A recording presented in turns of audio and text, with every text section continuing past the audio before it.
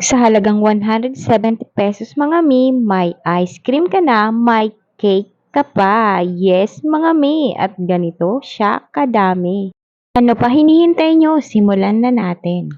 8 pirasong Pudgy Bar, ilagay sa isang lagayan.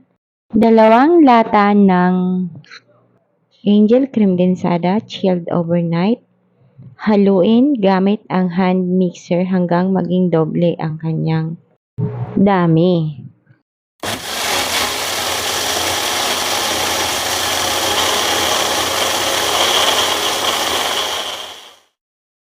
Kapag ganito na mga mi ang itsura, ilagay na natin ito sa ibabaw ng Pudgy Bar.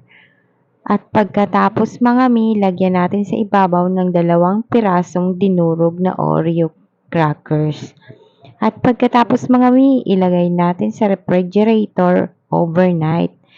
At ito na nga mga mi, ang napakasarap na ice cream cake. Thank you for watching. Bye!